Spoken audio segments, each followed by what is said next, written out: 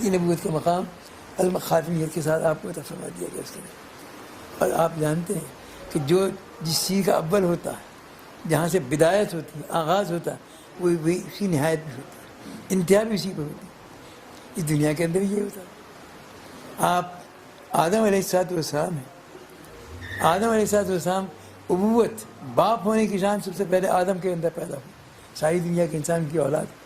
تو معلوم ہے ابوت کا آغاز، باپ ہونے کا آغاز آدم سے ہوا، لیکن یہ ابوت کا آغاز ختم کہاں ہوگا؟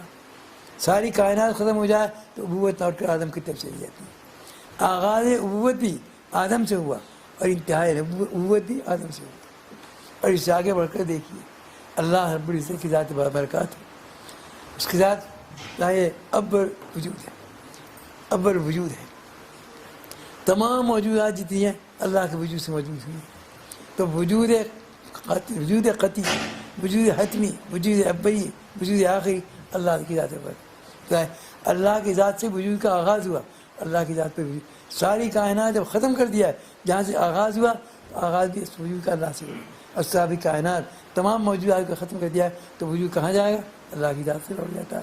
تو معلوم ہوا کہ وجود کے اعتبار سے بدایت اور ابتدا بھی اللہ کی طرف سے اور نہایت بھی اللہ کی طرف سے ہو رہی۔ اسی طریقے پر جب رسول اللہ صلی اللہ علیہ وسلم نے فرمایا کہ ما کان محمد ابا احد من رجالکم ولکن رسول اللہ وخاتم النبیین، ختم نبوت کا اعلان کیا گیا، اسی ذات کے اوپر ختم نبوت ہے، اور وہ آغاز نبوت بھی وہیں سے ہوا۔ تمام انبیاء علیہ السلام کو جو نبوت ملی ہے وہ برکت ہے رسول اللہ صلی اللہ علیہ وسلم، اسی سے حصہ ملا اس کے لیے۔ اسی لیے شب معراج میں حق تعالیٰ نے تمام انبیاء کو جمع فرمایا اور امام بنایا آپ کو، آپ نے نماز پڑھائی تمام انبیاء کی۔ تو مقام امامت اسی کو دیا جاتا ہے جو برتر ہو، ظاہر ہے۔ اس لیے فرمایا جو امامت نماز ہے اس کے یہ فرمایا کہ اس کے اندر اس کو پڑھایا کہ جو احسن ہو قراءۃ ہو، سب سے بہتر قراءت کرنے والا ہو، کیا اسی ہمارے میں جو اول ہو، برتر ہو اس کے اندر، تو رسول اللہ صلی اللہ علیہ وسلم نبوت کے اعتبار سے سب سے برتر ہے۔ اسی لیے ختم نبوت کا مقام سب سے برتر مقام ہے، سب سے بلند مقام وہ آپ کو فرمایا گیا۔ اس لیے آپ کی موجودگی کے اندر تمام پیغمبروں کو مقتدی بنایا گیا، امام نہیں بنایا گیا، امام صرف آپ کو بنایا گیا۔ اس کا یہ شروا، تو یہ اولیت اخیت جس کے اندر سامنے آ گئی، اسی لیے آپ کی ذات پر لا کر نبوت کو بھی ختم کر دیا گیا اس کا۔ اس لیے کہ تدریجی طور پر انسانیت کو جو چیز دی جا رہی تھی ہدایت، وہ جتنی جس قوم کے اندر جتنی صلاحیت تھی اسی درجے کے اندر دی۔ ایک آدم کا وقت تھا، انسانیت ان کی اولاد تھی، ابتدائی طور پر ان میں تجربات نہیں تھے، ان میں علم نہیں تھا، ان میں فکر نہیں تھا، ان میں شعور نہیں تھا، معمولی بات ہو وہ انسانیت کا بچپن تھا وہ۔ اور بچپن کے اندر بچے کو آپ الف باتا پڑھاتے ہیں، وہی پڑھنے میں خود سے یاد ہوتی ہے اس کو۔ اگر حقائق بیان کرنے کی کیا سمجھے گا بچہ اس کے اندر؟ ظاہر ہے کہ وہاں حقائق توحید، حقائق رسالت، حقائق آخرت یہ بیان نہیں کیا، بس جو چیز سمجھ سکتے تھے کہ روٹی ایسے بنا لو، کھانا ایسے بنا لو، کپڑا ایسے بنا لو، یہی چیز ان کی عبادت قرار دے دی۔ اسی کے سمجھنے کی صلاحیت ان کے موجود تھی۔ یہ علم دیا گیا اس کے علامہ آدم علیہ السلام اللہ، یہ علم رسما دے دیا۔ اس کے بعد رفتہ رفتہ تجدید اور ترقی ہوتی ہے۔ نوح علیہ السلام کا وقت آیا تو کہا ناموں کے ساتھ ان کا مطالبہ انسانوں کے اندر پیدا ہوا کہ جن چیزوں کا ہم نے نام جانا ہے آدم سے سن کر، ان چیزوں کی صورتیں بھی تو بتائیے۔ آدم نوح علیہ السلام نے صورت دکھائی، الم تروا کیف خلق اللہ سبع سماوات طباقا، ظاہر ہے یہ آسمان ہے، یہ زمین ہے، ان کی صورتیں بتائی، ان کی حقیقت بتائی۔ تو کہا ناموں کا تعارف آدم نے کرایا اور صورتوں کا تعارف نوح علیہ السلام نے کرایا۔ یہ علم کا دوسرا درجہ تھا۔ دوسرے درجے کا جب یہ بھی علم محفوظ ہو گیا 1000 سال کے اندر، تو اب تیسری طلب پیدا ہوئی انسان کے اندر کہ ان کے احکام معلوم ہونے چاہیے، ان کے صورت، ان کی خاصیات معلوم ہونی چاہیے، ان کی خاصیات معلوم ہونی چاہیے، کیا چیز ہے آسمان زمین، کیا چیز ہے ایسی تمام مخلوقات۔ یہ علم دیا گیا ابراہیم علیہ السلام، وَكَذَلِكَ نُرِي إِبْرَاہِيمَ مَلَكُوتَ السَّمَاوَاتِ وَالْأَرْضِ، زمینوں اور آسمانوں کی تمام حقائق منکشف کر دی گئی۔ ابراہیم آسمان یہ ہے، سورج یہ ہے، چاند یہ ہے، تمام مخلوقات بتا، اور یہ سب مخلوقات ہیں اللہ، یہ قابل اطاعت، اس عبادت نہیں ہے، یہ قابل کہ تمہارے لیے تم قابل اطاعت کریں، یہ سب تمہارے لیے پیدا کیے۔ تو کہا ان چیزوں کا تعارف کرنے کا مقصد ہے کہ مخلوق ہیں یہ اور تمہاری خادم بنا کے پیدا کی ہے۔ ان الدنیا خلقت لکم وانکم خلقتم للآخرہ، یہ ساری کائنات یہ تمہارے لیے پیدا کی، یہ زمین، یہ آسمان، یہ چاند، ستارے، سورج، دریا، پہاڑ، حیوانات، نباتات، جمادات، حیوانات، یہ سب اللہ نے انسان کی یہی نہیں پھر اوپر جائیے، یہ جنت، یہ جہنم، یہ عرش، یہ کرسی، یہ ملائکہ، یہ سب کون ہے؟ یہ انسان کے لیے خالق. تو معلوم ہے کل مخلوقات کو اللہ نے خادم بنا دیا انسان. اسی فرمایا کہ انسان سب سے معزز اور سب سے محترم مخلوق ہے. اللہ نے اپنے کلام میں کسی مخلوق کی کرامت و شرافت کا اعلان نہیں کیا. فرمایا وَلَقَدْ كَرَّمْنَا بَنِي آدَمَ وَحَمَلْنَاهُمْ فِي الْبَرِّ وَالْبَحْرِ. ہم نے انسان کو زیادہ مکرم بنا کر پیدا کیا، معزز بنا کر پیدا کیا، محترم بنا کر پیدا کیا انسان. تو کیا کرامت و عزت کا اعلان انسان کا کیا گا، باقی کسی کا نہیں کیا گیا. اس کے یہ معلوم ہے کہ ساری مخلوقات کے اندر سب سے زیادہ اشرف، سب سے زیادہ مکرم اور سب سے زیادہ معزز مخلوق جو ہے وہ انسان ہے. اس کے اندر اس عظمت کو برقرار رکھنے کے لیے ضرورت تھی اس بات کی کہ تدریجی طور پر یہ کرامت اور شرافت کا سب سے عظیم ثمرہ ہے علم. سب سے عظیم چیز جو کرامت اور شرافت کو برقرار رکھ سکتی ہے وہ علم. علم اس کے پاس وہ ہونا چاہیے کہ جو نہ جنات کے پاس ہو نہ ملائکہ کے پاس ہو. اس لیے کہ ذی عقل مخلوق یہی تھی، انسان ہے، جنات ہیں، ملائکہ ہیں. ذی شعور اور ذی عقل مخلوقات یہی ہیں. لیکن ظاہر ہے کہ نبوت کا مقام عظمت جنات کو دیا گیا، نہ فرشتوں کو دیا گیا. یہ کہ انسان کو دیا گیا. وجہ اس کے اندر یہ کہ جہاں تک جنات کا تعلق، ان کے فہم پر وہم کا غلبہ، وہ مل کر جل کر رہنا چاہیے. اجتماعیت نہیں ان کے اندر، وہ آپس میں مل کر ویرانوں میں رہتے ہیں، کھنڈروں میں رہتے ہیں، پہاڑوں میں رہتے ہیں، دریاؤں اور سمندروں کے کناروں پر رہتے ہیں، غیر آباد مقام. اور انسانوں سے 2000 سال پہلے آئے لیکن کوئی شہر نہیں بسایا، کوئی تمدن نہیں پھیلایا، کوئی کلچر نہیں بتایا. ظاہر زمین پہ آئے کچھ کرنا کر سکے. اس کے لیے جو جن میں اجتماعیت ہے وہ کیا اللہ کے کلام کو پھیلایا. اسی ظاہر کہ نبوت کا مقام کے اہل نہیں تھے. اس کے ملائکہ ہیں، ملائکہ کی عظمت بڑی ہے. ظاہر ہے کہ اس کے اندر ان کو عقل دی گئی ہے، شعور دیا گیا اور نہایت کامل عقل ہے. اس لیے کہ وحی ربانی کو سمجھ لیتے ہیں اور وحی ربانی کا تحمل کر لیتے ہیں. وحی ربانی کا تحمل کرنا کوئی معمولی چیز نہیں. کمال عقل ان کے اندر موجود ہے لیکن نبوت نہیں دی گئی. کیوں نہیں دی گئی؟ وجہ اس کے اندر یہ کہ کمال عقل تو ہے ان کے اندر، لیکن عقلی کمال یہ کہ تحمل وحی تو کر سکتے ہیں، تدبر وحی کی صلاحیت ان کے اندر موجود ہے. اس لیے یہ تدبر کی صلاحیت ہے، تفکر کرنا، غور کرنا، فکر کرنا اور اس کے اندر حقائق کو نکالنا. یہ ظاہر یہ صلاحیت عقل انسان کو دی ہے. انسانی عقل کے اندر کہ آپ ایک علم حاصل کرتے ہیں اور اس کے بعد غور کرتے ہیں اور آپ کہتے ہیں دیکھیے ایک کلام ہے جس سے اشارتاً یہ بات بھی معلوم ہوتی ہے، عبارتاً یہ بات بھی معلوم ہوتی ہے، دلالتاً یہ بات بھی معلوم ہوتی ہے، اقتضاً یہ بات بھی. ایک کلام سے 4 معنی پیدا کر لے اور تفکر اور جو چیز آپ نے نکالی اس میں ہر ایک میں پھر یہ 4 معنی پیدا کرے. اس لیے انسانی ذہن کسی وقت رکتا نہیں ہے، علم میں سے علم وہ نکالتا وہ چلا جاتا ہے اس کے لیے. تو معلوم ہوا کہ یہ تدبر، تفکر، غور و فکر کی صلاحیت انسانی عقل کو جو دی گئی ہیں وہ کسی کے اندر موجود ہے، نہ ملائکہ ہے. اس لیے نبوت کا مقام ان کو بھی نہیں دیا گیا، نبوت کے مقام جنات کو نہیں، نبوت کے مقام سے انسانی کو سرفراز سمجھایا گیا. اسی لیے انبیاء علیہ السلام کا سب سے بڑا شرف یہ بڑا ہے قل انما انا بشر مثلکم. آپ کہیے، اعلان کیے کہ اے انسانوں میں تم جیسے کہ انسان. معلوم ہوا انسانیت سب سے بڑا معزز مخلوق ہے. اس کے اندر نہ ملائکہ اس کی برابر ہوتے، ملائکہ بھی ان کی خدمت کرے، جنات بھی اس کی خدمت کرے، حیوانات بھی اس کی خدمت. تو جتنی ذی نفس اور جاندار مخلوقات ہیں وہ بھی انسان کی خادم، اور جتنی ذی عقل ہوگی جنات کی خادم. جنات کی کیا ہدایت کے لیے انسانوں کے پاس آنا پڑتا ہے، نبوت یہاں بھی انسانی نبوت کو تابع قرار دیا گیا. ملائکہ بھی خدمت و معمول کی. تو بہرحال یہ شرف انسانی نبوت فرما دیا اس کا. اور اس شرفی کا تقاضا یہ تھا کہ تدریجی طور پر یہ انسان کو علم دیا گیا اس کے اندر کہ پہلے ناموں کا علم دیا گیا، پھر صورتوں کا علم دیا گیا، اس کے بعد ان کی کیفیات کا علم دیا گیا ابراہیم علیہ السلام. اس کے بعد طلب پیدا ہوئی، اس لیے کہ ایک علم جو آ جاتا تو اگلے علم کی طلب پیدا ہو جاتی ہے انسانی فطرت کے اندر. جب 3 علم آ گئے اس کے اندر تو چوتھے علم کی طلب پیدا ہو کہ ان کے احکام کیا ہے. احکام کے لیے یہ انسانی علم کی ذہنی ترقی تھی کہ ناموں کا علم ہوا، صورتوں کا علم ہوا، خاصیات کا علم ہوا. اب طلب پر ان کا حکم کیا ہے اس کے اندر، احکام کیا ہے اس کے اس طرح کو پورا کیا. موسیٰ علیہ السلام یہی تورات فرمایا انا انزلنا التوراۃ فیہا ھدی ونور یحکم بین النبیین والذین ہادوا والربانیون. احکام کا علم وہاں سے آیا ہے. اجمالی احکام تھے پہلی کتابوں کے اندر، صحف کے اندر، لیکن ذرا تفسیر کے ساتھ جو آیا وہ احکام تورات کے اندر ہے. تو احکام تورات نے آ کر احکام سے متعلق کیا تھا جو انسانی طلب تھی اس کے اندر، تو احکام اس کے اندر ہے. انسان کے علم کے اندر ترقی ہوئی احکام کے لیے، لیکن رفتہ رفتہ ایک درجہ کا وہ پہلا درجہ تھا، یہ دوسرا درجہ، پھر تیسرا درجہ، ابھی چوتھا درجے کے اندر آ گیا انسان.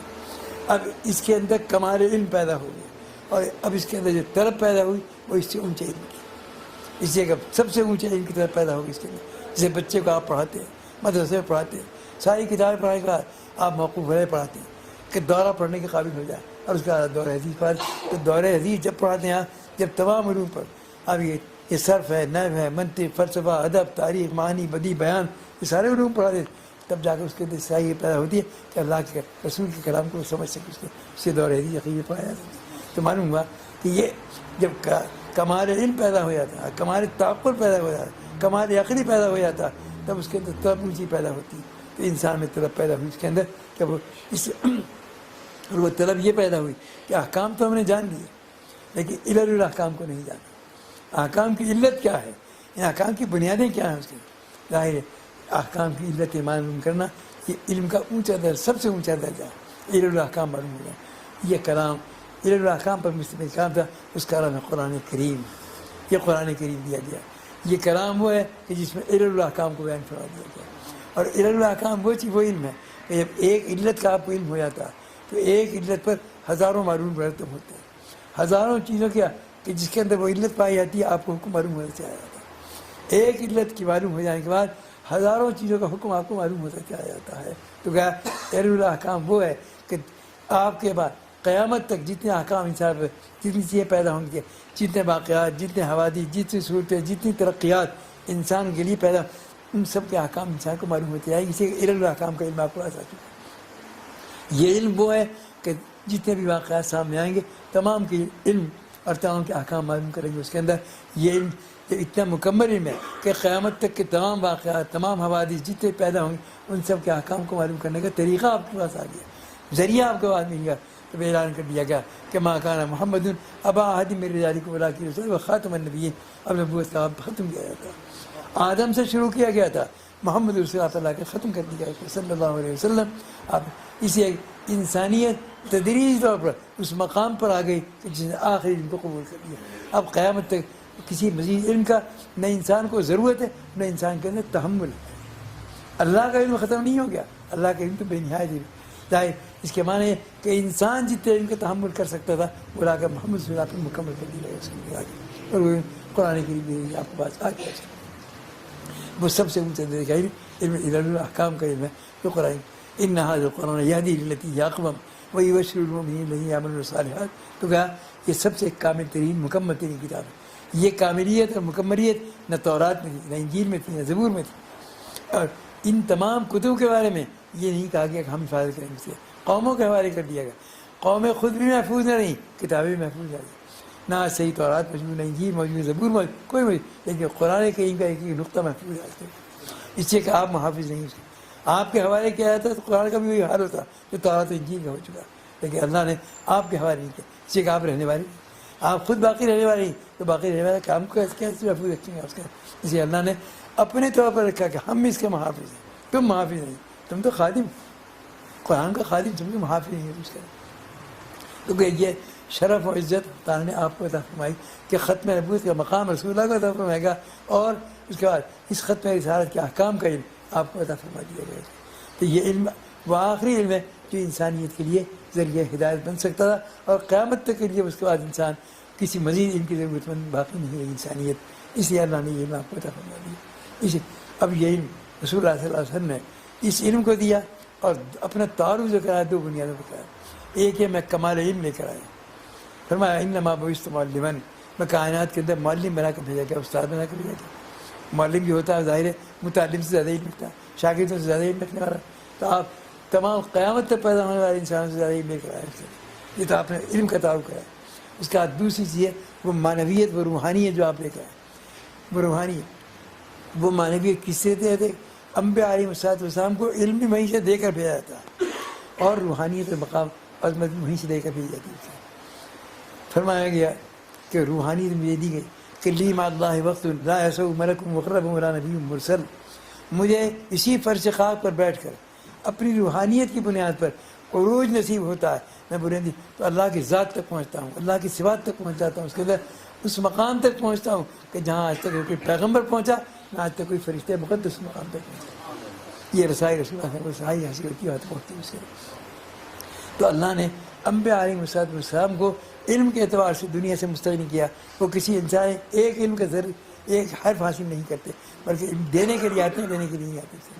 حق تعالیٰ علم کامل بھی ان کو دے کر بھیجتے ہیں اور روحانیت کامل بھی بھیجتے ہیں. وہ علم کامل اس کا نام ہے علم اور فکر، اور قرآن کریم کے لیے استعمال کیا. اور وہ معنویت جو ہے اس کا نام ہے ذکر.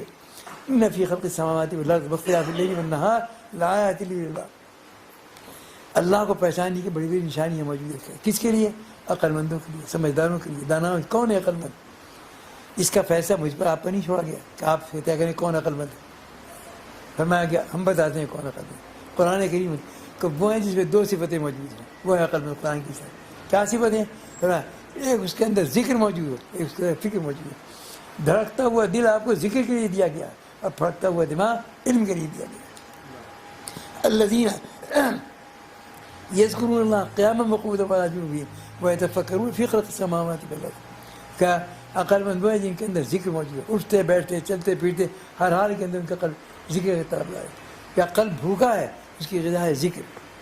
ذکر سے مراد تسبیحات کا پڑھنا نہیں، ذکر سے مراد حقیقت کہ آدمی ہر حال کے اندر یہ سمجھے کہ میں جو کچھ کر رہا ہوں، دیکھ رہا ہوں آنکھوں سے، سن رہا ہوں کانوں سے، بول رہا ہوں زبان سے، چھو رہا ہوں ہاتھوں سے، جو کچھ میں کل کو مجھے جواب دینا ہے اللہ کی. اس جواب دہی کا خیال قلب کے اندر موجود ہے. یہ ہے ایمانی بنیاد اس کے اندر. یہ ہے ذکر درخت کہ ہر عمل کو کرنے کو تو آدمی یہ سمجھے کل کو مجھے اللہ کے اس کا جواب دینا. یہ صحیح ہے اللہ تعالیٰ کی طرف ثواب عظیم حاصل ہوگا، مقبولیت تام حاصل. اور غلط ہے تو پکڑ بھی زبردست ہے اس کا. یہ معنی ہے ذکر کی طرف. اور کائنات کے اندر بے شمار چیزیں فکر بھی رکھنی ہے اس کے. اس کائنات پر تدبر کرو. 700 آیات قرآن کریم نے فرمائی. اس میں اس کائنات کے اندر ہمیں عجائبات رکھی، اپنی قدرت کاملہ کی حیرتناک چیزیں اس کے اندر رکھی. انہیں نکالو، انہیں دریافت کرو. اور تم ان کو دریافت کرو گے، پیدا نہیں کرو گے. آج سائنس جو کچھ کر رہا ہے وہ دریافت کرا نکالنے پیدا نہیں کرا. ایک پتھر کے ڈھیر کے اندر وہ ایٹم کو دریافت کر لیتا، یا ایٹم کو پیدا نہیں کر دیا انہوں نے، ایٹم کو دریافت کر لیا. لیکن ظاہر ہے کہ سائنس کی اسلام مخالفت نہیں کرتا، کہتا کائنات کی چیزوں کو دریافت کرو، یہ تمہارا فرض ہے. اور ویسے کس لیے دریافت کرو؟ اس لیے کہ تاکہ زندگی کے اندر سہولتیں حاصل ہوں. اور ساتھ ساتھ یہ سمجھو کہ جو اللہ اس کائنات کے اندر یہ عجائبات پیدا کر سکتا، خود اس کی ذات کتنی عجیب و غریب ہوگی، کتنی کمال قدرت ہے. تو گویا ہر مخلوق جو ہے عرفان رب کا ذریعہ بن سکتی ہے. اس کا کوئی چیز ایسی نہیں جو عرفان رب کا، معرفت رب کا، اللہ کی پہچان کا ذریعہ نہ بن سکتی اس کے اندر. اس لیے فرمایا حضرت علی کرم اللہ وجہہ کو مقولہ من عرف نفسہ فقد عرف ربہ. جسے اپنے آپ کو پہچان لیا اس سے خدا کو پہچان لیا. آپ اپنے آپ کو پہچانیں گے. اپنے کو پہچانے کے معنی کہ ہر چیز کے اندر آپ کو محتاجی معلوم ہوگی. آپ دنیا کے اندر پیدا اب سے خود سے نہیں ہو گئے، کسی نے پیدا کر دیا تو پیدا ہو گئے. معلوم ہے پیدا ہے بھی آپ کے قبضے میں، وجود بھی آپ کے قبضے. جو چیزیں نعمتیں کے طور پر دی گئی وہ آپ کے قبضے میں. یہ آنکھ بھی اللہ کی نعمت، کان بھی اللہ کی نعمت، وجود ہر چیز آپ کے اللہ کی نعمت ہے. کھانا ہے، پینا ہے، سونا، جاگنا، ملنا، کوئی بھی تو ہم بے شک ان تعدوا نعمت اللہ لا تحصوها. اللہ کی نعمتوں کو شمار نہیں کر سکتے. یہ ساری نعمتیں اللہ ہے. تو کیا انسان اپنے وجود پر جتنا غور کرے گا تو معلوم ہوتا ہے کہ ہمارے پاس اپنی کوئی چیز نہیں، کسی کی دی ہوئی. ہم تو محتاج ہی محتاج. جو اپنے آپ کو محتاج مطلق سمجھے گا، ہر چیز کے اندر محتاج، وہ سمجھے گا اللہ وہ ہے جو کسی کا محتاج ہے. ان اللہ غنی عن العالمین، ساری کائنات سے مستغنی اس کے. تو اپنی محتاجی کا جتنا ادراک ہوگا، جتنی سمجھ پیدا ہوگی، اتنی تعالیٰ کی غنا کا ادراک ہوگی. اسے فرمایا کہ جو اپنے کو پہچان لیتا، جسے اپنی بندگی کو پہچان لیا، اسے خدا کی خدائی کو پہچان لیتا. جو اپنی بندگی کو نہیں پہچان سکتا وہ خدا کی خدائی کو بھی نہیں پہچان سکتا. اپنی محتاجی کو پہچانو، خدا کی غنا کو پہچانو.